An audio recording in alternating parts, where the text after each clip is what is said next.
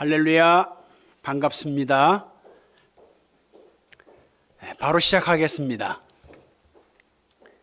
우리가 성경을 볼 때 특별히 여러 가지 선입관을 가지고 있을 수 있겠지만, 여러분 거두절미하고 요한복음 5장 39절 말씀처럼 곧 성경은 나에 대해서 증언하는 것이다. 즉 예수님 이야기입니다. 역사가 어떻고 어떻고 하는 간에 예수님 이야기를 하려고 하는 거다. 그래서 예수님 이야기 하는데, 그러면은 믿음에 대한 이야기를 해도 예수님 이야기를, 예수님의 믿음을 캐치하는 것이, 그게 성경을 바로 보는 것이라고 할 수 있습니다. 사복음서 이야기를 해야 되는데 잠깐 전개 단계로 이 말씀을 꼭 우리가 살펴볼 필요가 있어요. 뭐냐니까 로마서 1장 17절 말씀인데, 복음에는 하나님의 의가 나타나서 믿음으로 믿음에 이르게 한다, 이 말씀이 나오죠. 자, 혹시 보이시나 모르겠습니다만은 믿음에서 믿음으로, 여기 믿음에서 믿음이라는 말이 원어로 뭐라고 되어 있냐면은 에크피스테우스 에이스 피스틴 이래 가지고, 여기 에크라는 말, 에크, 이 말은 빠져나온다는 소리입니다. 밖으로. 그러니까 그냥 우리가 보기에는 믿음으로 이렇게 하는 이렇게 이야기를 해서 믿음으로 시작해서 믿음으로 이야기하나 보다 하는 건데, 사실은 좀 더 의미를 되살려 보면은 믿음에 있는 것에서 빠져나오고, 그 다음에 믿음에 이르게 한다는 말에 보면은 에이스라는 말이 들어가 있어요. 에이스 피스틴인데 이게 뭐냐면 믿음 안으로 들어간다, 그 이야기죠.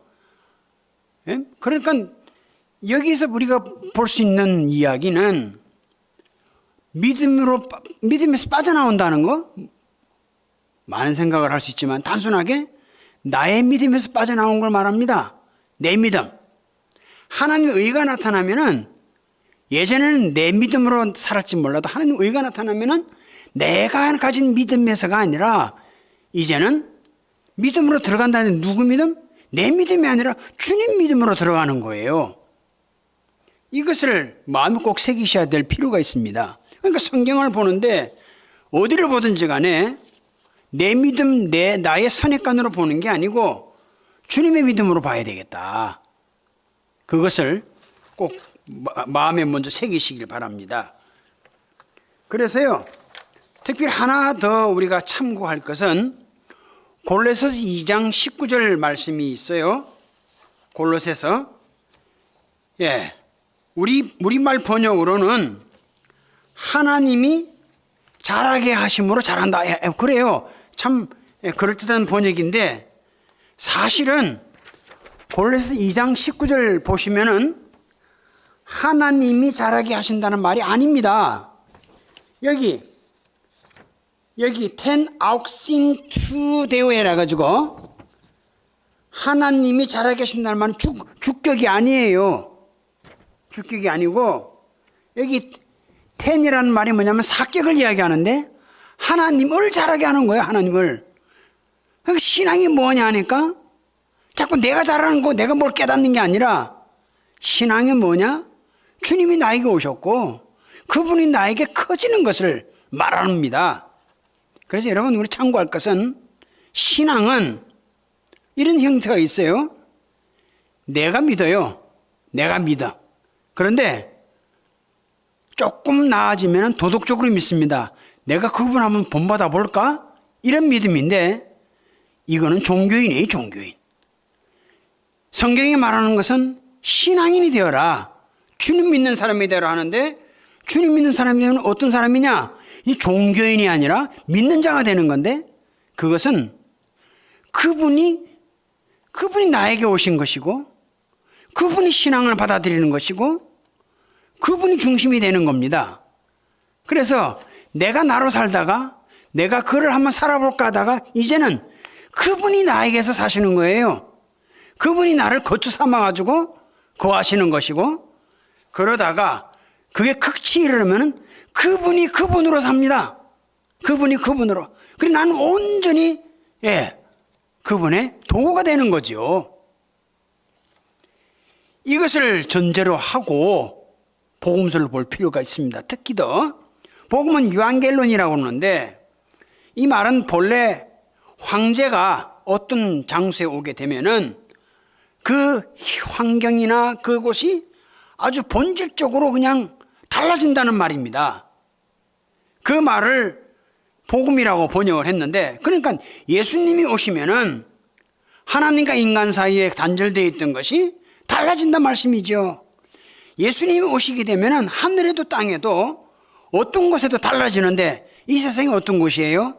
이 세상을 대표적으로 이야기할 때 애굽을 이야기하죠. 애굽을 미츠라임이라고 그러는데, 미츠라임이라는 말 뜻 자체가 잘 말해주는데 슬프다라는 뜻이에요. 좁다라는 뜻이에요.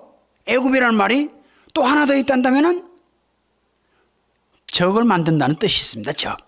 이 세상에 자꾸 슬프고 좁아지고 또 삶 자체가 자꾸 원하고 원치 않고 자꾸 적이 생기는데, 주님이 오시니까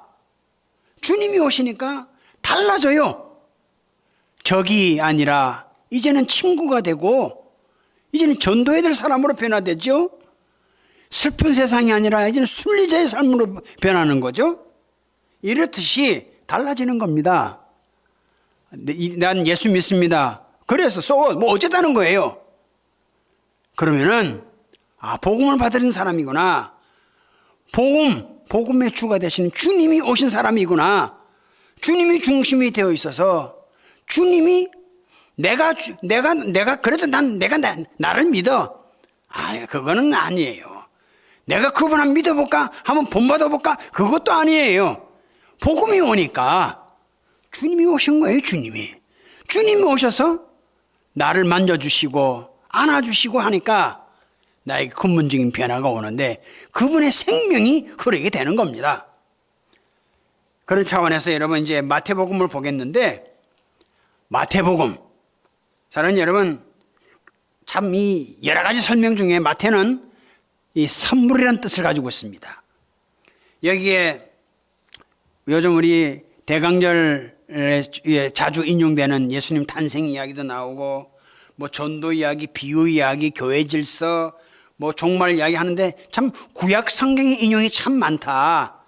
또 특별히 하나님 앞에 예수님이 참 순종하는 모습이 나온다, 뭐 등등 그런 내용은 뭐 여러분 너무나 성경을 많이 보시니까 알 수 있겠죠.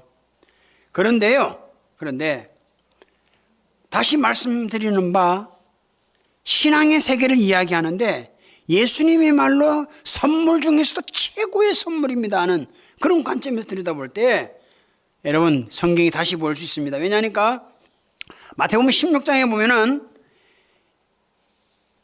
예수님에 대해서 누구라 하느냐 하니까 주는 그리스도시요 살아계신 하나님 아들이십니다, 그 말씀을 합니다. 그러다가 베드로가 칭찬을 받고, 또한 당신이 고난받고 죽임당했다가 살아나시는 부활의 말씀을 하시는데, 여기에 대해서 베드로가 뭐라고 합니까? 16장 22절에 예수를 붙들고 항변했다고 되어 있네요. 이 항변했다는 말이 뭐냐면요, 예수님 그러지 마세요. 참 제가 볼 땐 인간적으로는 참 그런 제자 좋을 것 같아요. 나 십자가 질 거야, 고생할 거야 하니까 예수님 그러지 마세요. 얼마나 좀 달콤한 이야기예요. 그런데 성경 표현으로는 항변했다. 그 용어가 뭐냐면 에피티마오입니다. 그 에피티마오는 말이 뭔 소리냐면 비난했다, 꾸짖었다, 견책했다. 아니 어떻게 제자가 스승님한테, 생명의 주한테 꾸짖고 그래요. 이게 사람의 모습이고 제자의 모습이라는 이야기입니다. 그런 차원에서 주님께서는 너는 사람의 일을 생각하고 하나님을 생각하지 않는다고 주님께서 말씀을 하신 적이 있죠. 요 비슷한 이야기가 이제 마가복음도 가긴 하겠습니다만은 잠깐 연결되는 거 보면은 이 에피티마오라는 말이 어디에 적용되는가 보면은 예수님께서 주무시는 그 사건을 놓고 볼 때 예수님이 그 마가복음 4장 38절이네요. 예, 배 뒤편 고물에서 주무시고 계신데 그냥 파도가 배를 밑바닥을 두들 정도가 아니라 막 넘어오는데 죽게 생겼거든요. 그때 하는 표현이 선생님 깨우면 선생님 우리가 죽게 된 거 돌보지 않습니까? 이 말 하는데 이 말은 아주 참 점잖은 말이고요. 사실 들여다보면은 아니 선생님 우리가 좀 죽게 생겼는데 당신은 뭐 하는 거예요 도대체? 왜 주무시고 계시냐고. 더 심한 말로 하면 더 할 수도 있어요. 아주 그냥. 그런데 예수님께서 제자들에게 비난하는 것보다도 그 폭풍과 그 바람을 파도를 잠재워 버리시죠. 그때 사용한 말이 에피티마오입니다. 우리가 꼭 헤아려야 될 것은 나 스스로가 믿음 생활을 하는 데 있어서 예수님이 나에게 오셨다 감사한 거고 예수님이 거하시는 것도 감사한 거고 예수님이 커지시고 흘러 넘치는 것도 정말 은혜로운 건데 한번 생각해 보십시오. 이 사건들 볼 때 예수님이 죽게 세워주니까 어느새 그냥 예수님에게 에피티마하고 있어요. 비난하고 있어요. 여러분 우리 신앙생활 속에 예수님이 잠들면은 폭풍우가 일어납니다. 그렇지만 예수님이 깨어 계시고 예수님 활동하실 때는 바람도 잔잔해지고 파도도 가라앉습니다. 내 신앙생활 속에 나 성경 몇 번 읽었다. 그것도 중요해요. 왜 중요하지 않겠어요? 과연 예수님 활동이 활발히 일어나고 있느냐? 내가 가지고 있는 것 이것저것 다 좋다고 하는데 뭐가 좋으냐 뭐가? 예수님 받은 것이 최고다. 과연 그걸 느끼고 있습니까? 사랑하는 여러분 권사님이시잖아요? 고날곤자죠? 고난은 직책을기 권사죠? 집사는 일사죄들 맡을 집자고 내가 받은 예수님, 나의 경험된 예수님 어떻게 감히 내 뜻대로 해준다고 좋아하고 내 뜻대로 안 된다고? 아니에요. 예수님 늘 깨어 계셔야 되고 나에게 예수님이 늘 활동하셔야 되는 그 이유가 있다는 것을 저도 여러분들 늘 마음에 새기면서 직분 잘 감당해 되시기를 주님의 이름으로 부탁드립니다. 이제 마가복음 넘어갈게요. 마가복음은 여러분 마가의 뜻이 뭐냐면 해머라는 뜻입니다. 망치라는 뜻이에요. 어떻게 보면은 믿지 않는 자 믿는 자 그냥 놔두면 안 돼요. 탕탕탕탕탕 쳐가지고 작업을 통해 가지고 나름대로 집을 만들기도 하고 모양이 나오겠죠. 그냥 놔두면 그냥 있는 거예요. 여러분 마가복음 1장 1절이 참 예사치 않습니다. 하나님의 아들 예수 그리스도의 복음의 시작이라 이 시작을 이야기하는데 이렇게 시작을 이야기하는데 내 삶의 시작이 됐으면 좋겠다. 뭘 시작? 복음의 시작. 복된 소리가 시작됐으면 좋겠다. 그래서 마가가 망치를 탕탕탕 치면서 시작이다. 무슨 시작이냐? 내 삶에 복된 소리가 시작되면 좋겠는데 이 복된 시작이 시작되려면 뭐가 있어야 되겠냐? 예수 그리스도 있어야 된다. 이것을 이야기하는 겁니다. 여러분 그래서 마가가요 복음을 이야기하는데 복음 이야기 속에서 나오는 바 여러분 많은 사람들은 마가복음 1장 5절에 보니까 많은 사람들이 죄를 자복하고 요단강에서 그를 예수님에게 세례요한이죠. 죄송합니다. 세례요한에게 세례를 받더라 그랬는데 많은 사람들이 요단강에서 세례를 받더라. 그런데 이 표현하고 참 묘하게 예수님이 마가복음 1장 9절에 예수님도 세례를 받아요. 이 세례받는 그 문제 때문에 이슈가 나올 수 있는데 누구한테 받았냐는 것도 그것 때문에 문제를 삼을지 몰라도 원래 이야기 한번 봅시다. 많은 사람들이 요단강에서 세례받는다 할 때는 요단강은 물가에서 받았다는 그 소리예요. 그게 N이란 단어로 나와 있는데 여러분 이 단어하고 예수님이 요단강에서 세례받았다는 거 요단은 우리 말씀 표현 번역은 똑같습니다. 근데 원어로 보면 달라요. 원어는 뭐로 되어 있냐면 에이스라고 돼 가지고 에이스 요르단에 나와 가지고 요단강 물 안으로 푹 이렇게 푹 들어간 걸 이야기합니다. 그러니까 뭐예요? 마가복음은 철저하게 예수님 이야기 설명을 하는데 예수님 당신도 하나님이에요. 능력자예요. 하지만 당신의 뜻은 다 내려놓고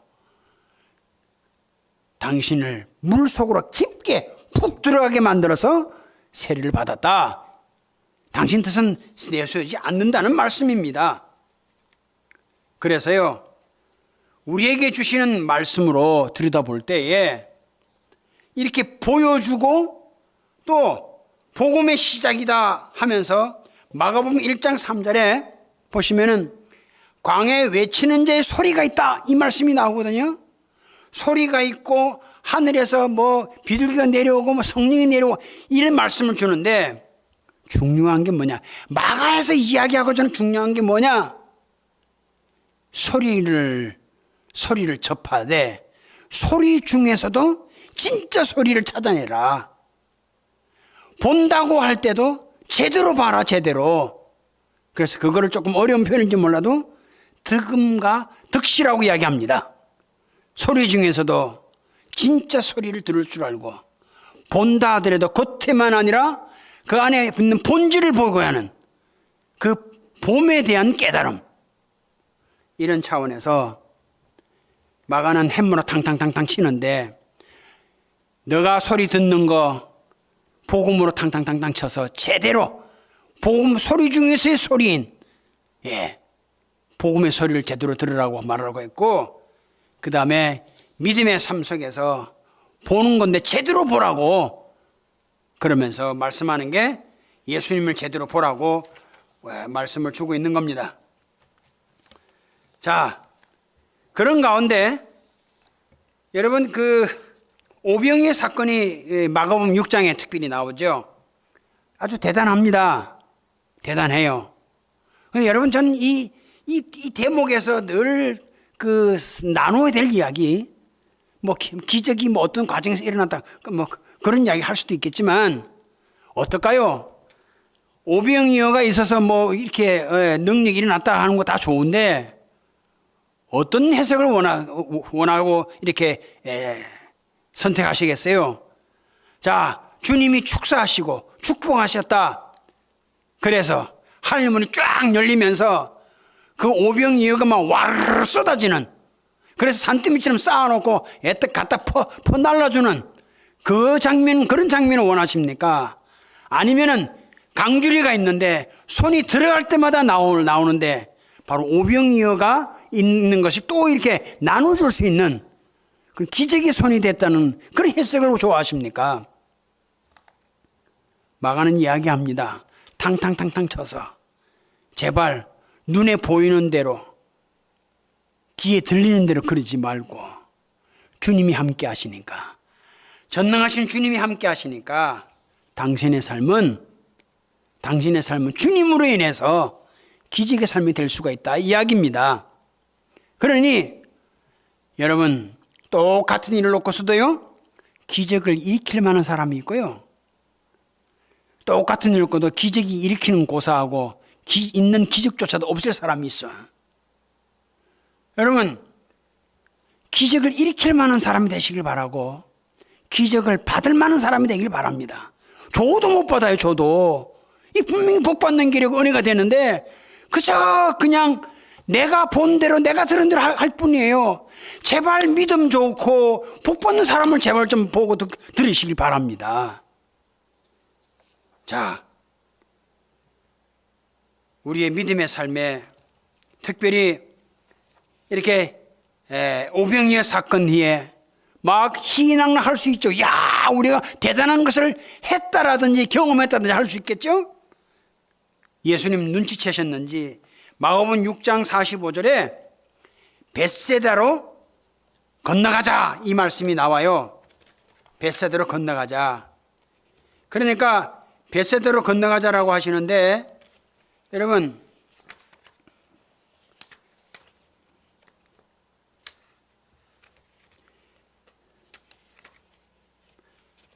제가 그림을 찾아왔는데 그냥 하겠습니다. 벳세다가 그 갈릴리에 있어서 북쪽 형태에 있는 그 중간 지점 이쪽이 있습니다. 그렇게 돼 있는데 그쪽으로 가려고 하는데 여러분 아시다시피 그 방향대로 못 가고 밤새도록 배를 져서 갔는데 엉뚱하게 게네사렛으로 갔습니다. 게네사렛이 어디냐면은 북쪽이 아니고 남쪽이에요. 엉뚱한 데로 갔어요. 엉뚱한 데로. 그게 인생이에요. 그게 내가 뭘 한다고 하는데 기껏 예수님 보고 유령이라고 하고 그러니까 제자들이 보는 바가 자기 육신의 눈에서 벗어나지 못하는 거예요. 그런 걸 들여다보면서 여러분 겉만 들여다보고 뭐 교회가 어쩌니 기독교가 어쩌니 여기 나왔네요. 여기 가버나움에서 주로 예수님 활동하시죠.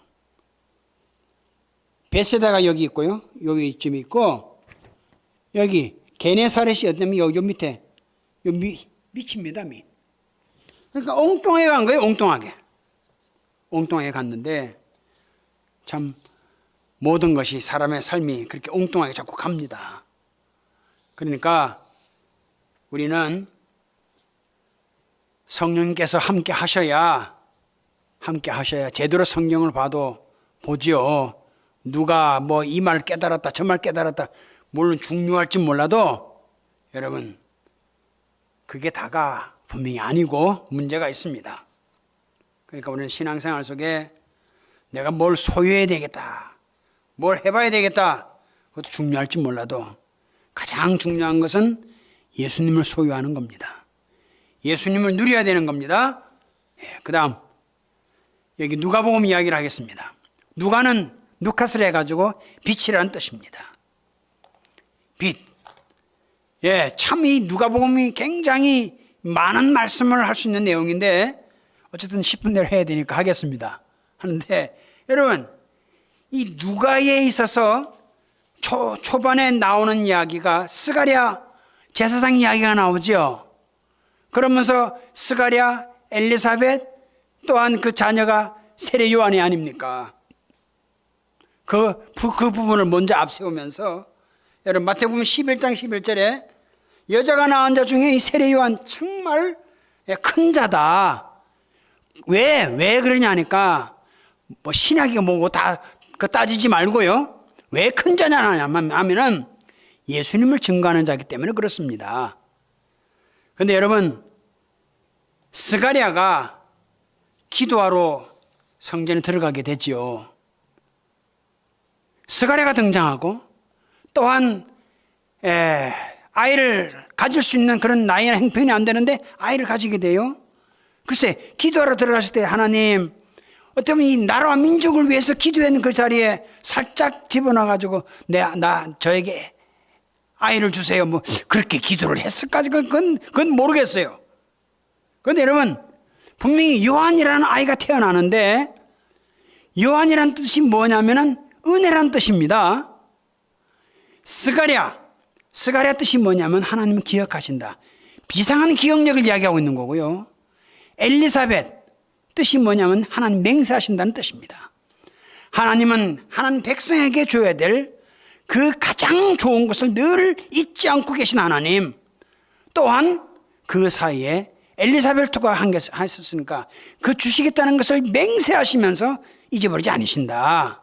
그 가운데 역사하면서 나온 바가 요한이 나왔다, 은혜가 나왔다, 이 이야기입니다. 이런 걸 바라보면서 결국 기억하시고 맹세하시고 또한 은혜가 나왔는데 결국은 뭘 이야기하느냐?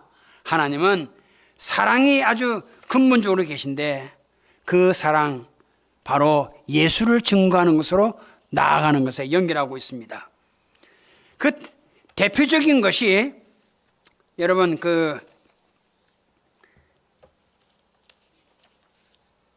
누가복음 15장에 나오는 유명한 이야기, 탕자 이야기가 유명하죠. 여러분 아버지의 마음을 잘 표현해 주고 있는데 뭐 어쩌고저쩌고 이런 이야기 다 생략하고 요 한 대목만, 아버지가 뭔가를 해주고 싶은데 아들이 먼저 자기 것을 바라고 자기 것을 마음대로 하고자 하는 이 자식이지만은 아버지를 아버지로 여기지 못하는, 아버지 소중성을 느끼지 못하는 그런 종경과 같은 그런 자녀라 그럴까요? 근데 그 자녀가 완전히 망해가지고 엉망이 되어서 그래도 그나마 아버지를 생각했다, 그것도 은혜죠. 돌아오는 가운데 있는데 그 상황 속에서 어떻게 합니까? 아버지가 먼저 쫓아가지 않습니까? 그게 뭘 말해요? 여러분, 유대인의 관습으로서는요, 이런 게 있습니다. 아버지 품을 함부로 떠나가지고 재산도 가져가고 했을 때 그건 아버지에게 그 마을에 가장 어떤 위치에 있다 하더라도 아버지에게는 불명예스러운 일이고 아버지에게는 좋지 않아요. 그럼에도 불구하고 자식이 하고자 하는 대로 줬다는 거 참 어떻게 보면 너무 관대하고 사랑이 많으신 분이죠. 그런데 그 자식이 성공해서 돌아온 게 아니라 망해서 돌아왔다, 그렇게 됐을 때 동네에서는 나서가지고요, 그 자를 향해서 너는 집안의 가문을 엉망으로 만든 자다 하면서 너는 이 여기 올 자격이 없다 하면서 저주의식을 행합니다. 그걸 너무 잘 알아요. 아버지는 그 일을 당해서 또 상처받고 또 넘어질까 봐 아버지가 먼저 가는 겁니다. 그런데 유대인이 입는 옷 아시잖아요. 달려갈 수가 없어요. 그런데 그 치마 같은 옷을 입은 채로 달려갔다, 그럴 수 없으니까 아마 달려갈 수 있도록 이 다리 부분을 살짝 옷을 얼마나 올렸는지 모르겠습니다만 올려서 쫓아갔을 거예요. 그게 뭐예요? 아들을 만난다든지 저 형편없는 아들을 다시 받아들인다든지 그렇게 했을 때에 내 체면이고 나의 가지고 있는 자존심이고 그거 안 부린다는 이야기입니다. 그러니까 하나님은 아들을 늘 이 초반에 나오는 말씀처럼 이 누가는 굉장히 그 전체적인 말씀 보면 스케일이 엄청나게 큰데 그 아버지가 늘 잊지 않고 기억하시고 좋은 걸 줘야 되겠다는 그 마음 변치 않고 맹세하시고 그러면서 은혜를 베푸신다는 것을 계속 이어서 누가는 말씀을 우리에게 주고 있습니다. 성경 보시면서 그런 하나님을 만나시길 바라고 그런 영성을 권사님으로서 가지시기를 주님의 이름으로 부탁드립니다. 대개 보면은 우리의 사명은 여러분 재판관이 아니에요. 우리의 사명은 검사도 아니에요. 우리의 사명은 복음 전하는 게 사명입니다. 믿음의 역사가 계속 이루어질 때에 나를 기억해 주셨고 나와 함께 해주시고 결과적으로 은혜를 주셨다는 그걸 생각하시면서 하나님 아버지 하면서 그 늘 은혜를 잊지 않고 살아가는 귀한 직분 감당하시기를 주님의 이름으로 부탁을 드립니다. 자, 그냥 요한복음으로 이제 가야 되겠습니다. 여러분, 요한복음, 마태, 마가, 누가 복음은 이 뭐라고 할까요? 지상에서 시작했다가 예수님이 십자가를 거치시고 승천하시고 하늘에 계셨다가 다시 오시는 그런 요런 모양으로 되어 있는데 요한복음은 거꾸로 하늘나라에서 말씀이 시작되면서 말씀이 육신이 돼서 내려오시는 그러다가 세상에 사시다가 다시 올라가시는 그런 모습을 대하는데, 자, 다시 말씀드린 요한, 세례 요한 생각하시듯이 은혜의 말씀을 하고 있는 겁니다. 하늘나라 이야기를 하는 거죠. 여러분, 말씀의 결론인즉슨 그는 흥하여야 하겠고 나는 쇠하여야 하리라. 이 세례 요한의 한 이야기죠. 이게 신앙의 정수요 결론이라고 말씀드릴 수 있습니다. 늘 주님이 흥해야 되겠고 나는 쇠해야 되겠다. 이런 생각을 하시는 게 좋습니다.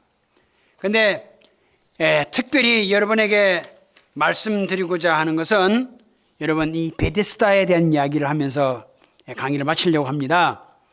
요한복음 5장에 베데스다 이야기가 나오죠. 베데스다. 베데스다는 이 자비의 집이라는 거 아닙니까?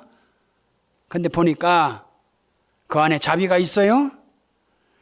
천사가 동하면 내가 가장 먼저 들어가는 자가 낫는다 하는 그 이야기 때문에 막 각축전이 벌어지죠. 여러분, 자비는 고사하고 전혀 보이지 않습니다. 근데 우리가 그 말씀이 왜 나왔나 하는 것을 한번 살펴볼 필요가 있습니다. 베데스다가 요 지도상에 의하면은 여기 스데반 문이라고 양의 문인데, 양의 문 조금 위에 있어요. 그 바로 옆에는 여기 성전이 있습니다. 그러니까 사람들이 제사 드리기 위해서 자기 있는 곳에서 제물을 가지고 오지 않습니까? 그럼 그 제물이 이렇게 건전하냐, 건강하냐? 그러면 그냥 바칠 수 있지만은 건강치 못하고 하면은 그 제물 되는 것을 회복시키고 치유해서 고쳐야 되지요. 그래서 그 베데스다, 이것은 양의 문이 있는 곳으로, 양의 못이 있는 곳으로 사실은 하나님께 드릴 제물들을 치료하는 곳이었습니다. 그런데 여기에 전설이 따라 붙었단 말이죠. 짐승들을 고치는 것이 아니라 사람을 고친다는 이야기가 나오는데, 어떻게 보면 미신이라고 볼 수도 있어요. 그런데 여러분, 왜 제사를 드리고 왜 제물을 바치고 그럽니까? 이거는 어떻게 보면은 하나님 앞에 은혜를 받고 하나님 앞에 구원을 받고 하는 그런 행위 때문에 하는 것이 아니겠습니까? 어떻게 보면 성전 안에는 하나님과 만나고 하나님의 은혜를 받고 구원의 프로그램이 움직이게 되는 곳입니다. 그런데 하나님께 드리는 것이 흠이 있으면 안 되죠. 그래서 검사를 받고 난 뒤에 흠이 있으면은 그것을 고쳐서 가지게 되는데, 그래서 그 치유 장소가 베데스다였던 것입니다. 근데 여러분, 사실은